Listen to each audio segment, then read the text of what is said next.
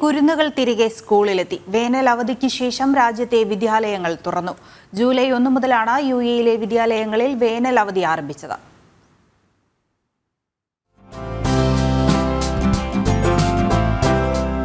മധ്യവേനൽ അവധിക്ക് ശേഷം യുഎഇയിലെ സ്കൂളുകൾ പഠനച്ചൂടിലേക്ക് കിടക്കുകയാണ്.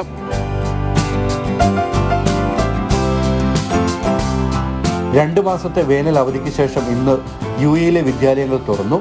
വിപുലമായ ആഘോഷങ്ങളോടെയാണ് വിദ്യാലയങ്ങൾ വിദ്യാർത്ഥികളെ വരവേറ്റത്. പാട്ടുപാടിയും സ്കൂളും ക്ലാസ് മുറികളും തോരണങ്ങൾ കൊണ്ടും ബലൂണുകൾ കൊണ്ടും അലങ്കരിച്ചുമൊക്കെയായിരുന്നു ദുബായിലെ ഭവൻ സ്പേൽ വിസിറ്റർ സ്കൂൾ വിദ്യാർത്ഥികളെ സ്വീകരിച്ചത്.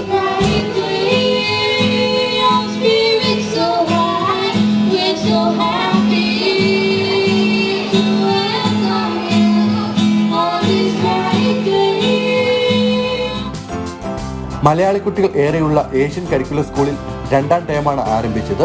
മറ്റ് സ്കൂളുകൾക്കെല്ലാം ഇന്ന് പുതിയ അധ്യയന വർഷം ആരംഭമായിരുന്നു. ഇന്ത്യൻ സ്കൂളിലെ പുതിയ അധ്യയന വർഷം ഏപ്രിൽ മാസം തന്നെ ആരംഭിച്ചിരുന്നു.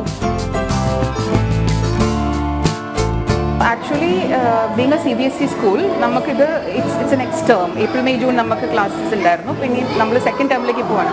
പിന്നെ ഒരു ബ്രേക്ക് കഴിഞ്ഞ് എപ്പോഴും ടീച്ചേഴ്സും കുട്ടികളൊക്കെ തിരിച്ചു വരുമ്പോൾ ദാറ്റ്സ് എ സെലിബ്രേഷൻ. അപ്പോൾ teachers have been here from 90. They been working. അവർ ക്ലാസ്സസ് അറേഞ്ച് ചെയ്തു. അവർക്ക് CPD പ്രോഗ്രാംസ് ഉണ്ടായിരുന്നു.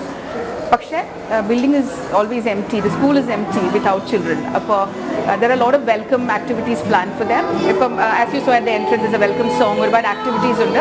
So first period we have dedicated complete for interaction with children. Like homeroom teachers will be interacting with children.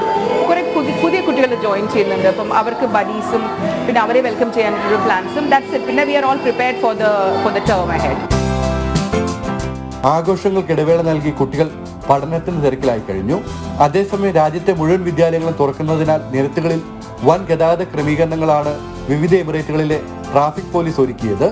School മേഖലയിലൂടെ കടന്നു പോകുമ്പോൾ കൂടുതൽ ശ്രദ്ധ വേണമെന്ന് പോലീസ് വാഹന ഉപയോക്താക്കളോട് ആവശ്യപ്പെട്ടിരുന്നു.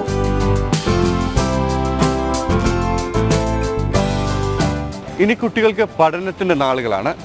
എല്ലാവർക്കും നല്ലൊരു അധ്യയന വർഷം നേർന്നുകൊണ്ട് രഞ്ജിത്ത് പുലാശ്ശേരിക്കൊപ്പം ഷിൻ സെബാസ്റ്റ്യൻ, ജനം, ദുബായ്.